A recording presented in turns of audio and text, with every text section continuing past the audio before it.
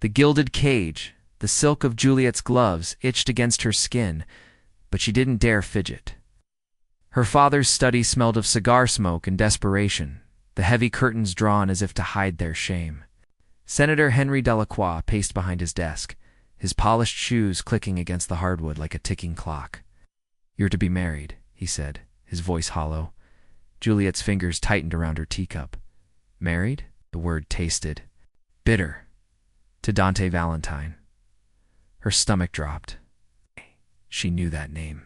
The papers called him the King of Shadowza, man who built empires from blood and whispers. "You can't be serious," she whispered. Her father didn't meet her eyes. "The contracts are signed. The wedding is tomorrow." The teacup shattered on the floor. The ceremony was a mockery. No flowers, no vows spoken with love. Just a judge, eh? Pen and Dante's cold fingers sliding a diamond onto her hand. His touch burned. He didn't speak as he led her to the car, his grip firm on her waist. The drive to his estate was silent, the night swallowing them whole. When they arrived, the mansion loomed like a prison, all sharp angles and impenetrable. Stone, her new husband, didn't look at her as they ascended the stairs. The bedroom door closed with a soft click, and Juliet's breath hitched. Dante finally turned, his dark eyes raking over her. "You're trembling." She lifted her chin. "I'm not afraid of you." A slow smirk curled his lips. He stepped closer, his fingers brushing the nape of her neck. "You should be." His kiss was a brand, hot and demanding. She gasped, and he took advantage, his tongue sweeping into her mouth. Her body betrayed her, arching into his touch as his hand slid down her back, gripping her hips. "You're mine now," he murmured against her lips. She wanted to hate him, but when he laid her on the bed, his touch turning unexpectedly tender as he undressed her, she couldn't suppress the shiver of anticipation. The last thing she saw before the world dissolved into pleasure was the flicker of something raw in Dante's eyes. Not cruelty, but hunger, and God help her, she hungered too. The morning light was unforgiving. Juliet woke alone, sheets tangled around her legs, the scent of Dante still clinging to her skin. She sat up, wincing at the dull ache between her thighs, a reminder of the night before. The room was too large, too quiet. A soft knock sounded at the door. "Come in," she called, pulling the blanket higher. A woman in a crisp black uniform entered, carrying a tray. "Good morning, Mrs. Valentine. Breakfast." Juliet stiffened at the name, Mrs. Valentine. A title she hadn't earned. Where is she hesitated? Where is Dante? "Mr. Valentine is in his study. He asked not to be disturbed." The woman set the tray down and left before Juliet could ask anything else. She explored the estate like a ghost, drifting through gilded halls lined with art too expensive to touch. Every door was heavy, every window barred with ornate iron, a cage, no matter how beautiful. Then she found the door. At the end of the west wing, a single door stood slightly ajar. Unlike the others, it bore no decoration, just dark wood and a heavy lock. Juliet reached for the handle. "Don't." She spun around. A man leaned against the wall, arms crossed. He was young, with sharp features and a smirk that didn't reach his eyes. "Luca," he introduced himself, Dante's right hand. Juliet lifted her chin. "It's just a door." Luca's smile faded. Some doors stay closed for a reason. A chill ran down her spine. Dinner was a silent affair. Dante sat at the head of the table, his gaze distant, his fingers tapping restlessly against his wine glass. Juliet stabbed at her food. "What's behind the door in the west wing?" The glass stilled. Dante's eyes darkened. "Shouldn't wander." "I live here now," she shot back, "or am I just another possession to be locked away?" The air turned electric. Dante stood, his chair scraping against the floor. In 2 strides, he was in front of her, his hand gripping her chin, forcing her to meet his gaze. "Careful, little wife," he murmured. "Some curiosities are better left." "Alone?" She jerked free. "Or what? You'll punish me?" A muscle twitched in his jaw. Then, without warning, he hauled her up, pressing her against the wall. His body was a furnace, his breath hot against her ear. "Maybe I will." His mouth crashed onto hers, rough and demanding. She gasped, her hands fisting in his shirt. Torn between pushing him away and pulling him closer, when he finally pulled back, his voice was raw. "Don't test me." She was trembling. Not from fear, from something far more dangerous later. She found him in the library, a glass of whiskey in hand. Staring into the fire, Juliet hesitated, then sat beside him. Dante didn't look at her. "Go to bed." "No." Script tightened on. "The glass? You don't take orders well, do you?" "Not from men who think they own me." A bitter laugh escaped him. "But I do own you." She reached out, her fingers brushing his. To her surprise, he didn't pull away. "Then why do you act like I own you?" "Shh," she whispered. Dante went utterly still for the first time. She saw something flicker in his eyes, not anger, fear. The fire had burned low by the time Dante finally spoke again. "Want to know what's behind that door?" His voice was rough, like gravel dragged over glass. Juliet held her breath. "Yes." Dante drained the last of his whiskey and stood. "Then, follow me." The West Wing was colder than the rest of the house, the air thick with the scent of old wood and something faintly metallic. Dante's steps were silent as he led her to the forbidden door, his fingers pausing on the handle. "You asked for this," he warned. Then he pushed the door open. The room was small, dimly lit by a single lamp. At first glance, it looked like an ordinary study bookshelves, a desk, a leather chair. But then Juliet saw the photographs. Dozens of them, pinned to the walls. A woman with dark hair and Dante's sharp cheekbones, a younger Dante, smiling, beside her, and then a newspaper clipping. Eris found dead in apparent suicide. Juliet's stomach twisted. Who was she? Dante didn't look at the photos. "My sister." The word hung between them, heavy with grief. That night, Dante didn't come to bed. Juliet lay awake, staring at the ceiling, her mind racing. She had imagined many things: a vault, a prison, even another woman. But not this, not pain.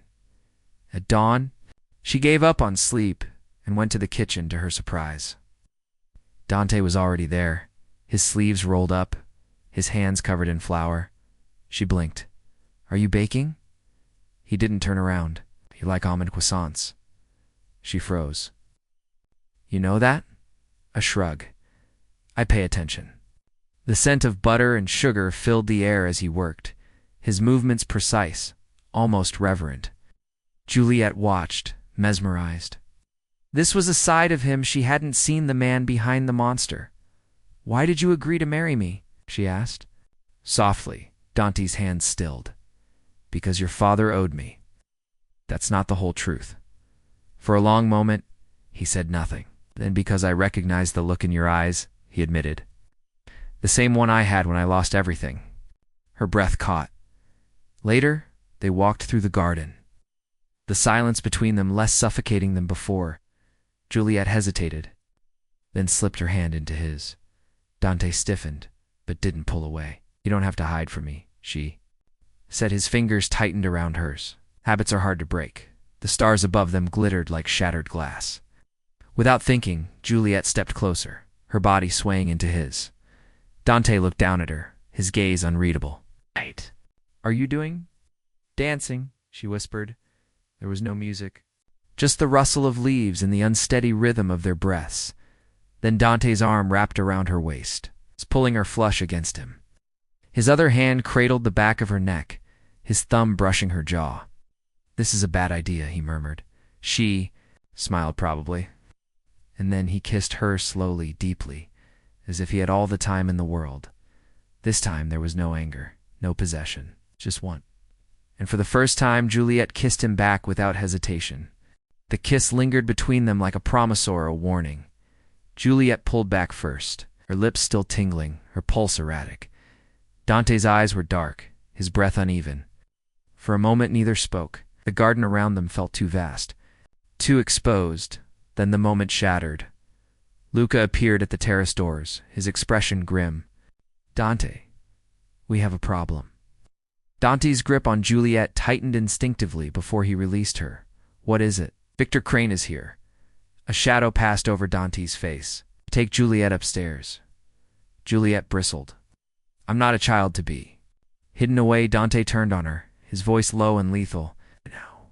She had never heard that tone before, not even on their wedding night. It wasn't a request. It was an order from a man who knew violence intimately. Luca guided her inside. But not before she caught a glimpse of a sleek black car rolling up the driveway. The bedroom door locked behind her. Juliet paced, her mind racing. Who was Victor Crane? An enemy? A rival? Dante's past was a maze of half-truths, and she was tired of being kept in the dark. She pressed her ear to the door. Muffled voices echoed from downstairs, Dante's calm, deliberate tone, and another. Man's, sharp with venom. You thought you could just forget Valentine after what you did? A crash? Glass shattering? Juliet's stomach lurched. Without thinking, she grabbed the fireplace poker and wedged it against the door handle, forcing the lock to give way. The hallway was empty. She crept downstairs, her bare feet silent on the marble. The study doors were ajar. Inside, Dante stood, facing a man with silver-streaked hair and a smile like a knife. Victor Crane.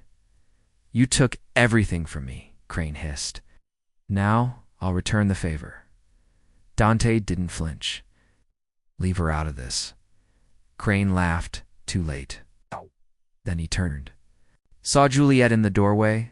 Dante moved like lightning, shoving Crane back and stepping between him and Juliet. Run, he snarled at her. But Crane was faster, lunged, a glint of metal flashing in his hand. Juliet didn't think. She grabbed a crystal decanter from the sideboard and swung. It connected with Crane's temple with a sickening crack. Staggered, blood streaking down his face, his eyes wide with shock, Dante didn't hesitate. He disarmed Crane in one brutal motion, twisting the knife from his grip and slamming him into the wall. You touch her, he growled, and I'll bury you alive. Luca appeared, dragging Crane away as he spat curses. The door slammed shut, leaving silence in its wake. Juliet was shaking. Dante turned to her, his chest heaving, his knuckles split, and bleeding. I told you to stay upstairs, he said hoarsely. She lifted her chin. And I told you I'm not something you can lock away. For a heartbeat, they just stared at each other, two storms colliding. Then Dante crossed the room in 3. Strides in, crushed her against him. His arms were iron around her, his face buried in her hair. If he had hurt you, Juliet clung to him, her fingers digging into his back. He didn't. Dante pulled back just enough to look at her. His thumb brushed her cheek, smearing a drop. Of Crane's blood? You're reckless, he muttered. She smirked. You're welcome. Something wild flickered in his eyes. Then his mouth was on hers, hot and desperate, his hands gripping her like she might vanish. Juliet kissed him back just as fiercely, her body melting into his. The adrenaline, the fear, the fury, it all burned away, leaving only raw, unfiltered need. Dante broke the kiss only to lift her into his arms, carrying her upstairs without a word. The bedroom door kicked shut behind them. Clothes were torn away, hands roaming, teeth scraping skin. There was no gentleness tonight, only hunger. Only the primal urge to feel alive. Dante pinned her to the mattress, his voice a ragged whisper against her throat. Tell me to stop. Juliet arched into him. Never, he groaned, his control snapping. The world narrowed to the slide of skin on skin, the bite of his fingers on her hips, the way he whispered her name like a prayer. Later, when the storm had passed, Dante gathered her against his chest, his heartbeat steady under her ear. Juliet traced the scars on his ribs, old wounds, long healed, but never forgotten. Tell me about him, she murmured. Tell about Crane. Dante exhaled slowly. Another time. Didn't push. For now, the weight of his arms around her was enough. Dante was gone when Juliet woke. The sheets beside her were cold, the imprint of his body already faded. She sat up, rubbing the sleep from her eyes, when she noticed the note on the pillow. Meet me in the West Wing. Her pulse jumped. The door was unlocked this time. Juliet pushed it open, stepping into the dimly lit room. Dante stood by the window, his back to her, shoulders tense. The photographs of his sister still covered the walls, but now a new item sat on the desk, a worn leather journal. "You wanted the truth," he said without turning. "Here it is." Juliet approached slowly, her fingers brushing the journal's cracked spine. "You don't have to do this." Dante let out a hollow laugh. "Yes, I do." She opened the journal. The pages were filled with Dante's handwriting, sharp, angry strokes detailing a past she could barely comprehend. Father sold her to pay his debts. I was too weak to stop it. They found her body in the river. The note said she couldn't live with the shame. Crane was the one who arranged it, and I let it happen. Juliet's throat tightened. Dante. It finally turned, his face stripped bare of its usual mask. The raw agony in his eyes stole her breath. "I swore I'd never let anyone else suffer like she did," he said hoarsely. "Then I bought you like cattle, just like him." Juliet crossed the room in 2 strides, cupping his face. "You're nothing like them." His hands gripped her wrists, not to push her away, but to anchor himself. "I don't deserve you. Maybe not," she whispered, "but you have me anyway." Victor Crane struck at dawn. Juliet was in the garden when the first shot rang out, shattering a vase beside her. She dropped to the ground, heart pounding. As armed men swarmed the estate, Dante burst through the terrace doors, gun in hand, dragging her behind him. "Luca, secure the east wing." Chaos erupted. Juliet had never seen Dante like this, a feral, calculating force, moving with lethal precision. But Crane had come prepared. A second shot, Dante grunted, his shirt blooming. "Crimson, no," Juliet screamed, catching him as he stumbled. Crane emerged from the smoke, grinning. "Poetic, isn't it? Him dying for a woman he never deserved." Rage burned through her. She lunged for Dante's fallen gun, but Dante moved faster. With a snarl, he tackled Crane to the ground. The fight was brutal, bone against bone, years of hatred unleashed. Then a single gunshot. Silenced. Crane slumped, lifeless. Dante staggered to his feet, blood dripping from his side, his eyes locking onto Juliet. She ran to him, her hands pressing against the wound. "You idiot, you could have died." Dante caught her face, his thumb smearing dirt across her cheek. "Worth it." Then he kissed her, hard and desperate, as the sirens wailed in the distance. The police asked too many questions. Dante's lawyers handled most of it, spinning the story into self-defense. By nightfall, the estate was quiet again. The blood scrubbed from the marble floors. Juliet found Dante on the terrace, staring at the horizon, his bandages stark white under his open shirt. She handed him a glass of whiskey. 2 surviving. Took it, his fingers brushing hers. To living. For the first time, she believed him. Epilogued, the West Wing door stayed open after that. Juliet added her own photos to the walls, a shot of Dante scowling as he burned breakfast. Another of them tangled in sheets, laughing. One morning she woke to find the journal gone. In its place, a single sheet of paper. "I love you." 2 words, scrawled in Dante's messy handwriting. She found him in the kitchen, burning toast again. Juliet wrapped her arms around him from behind, pressing a kiss to his scarred shoulder. "Say it to my face, Valentine." He turned, his eyes softer than she'd ever seen them. "I love you, Juliet." And just like that, the last wall between them crumbled.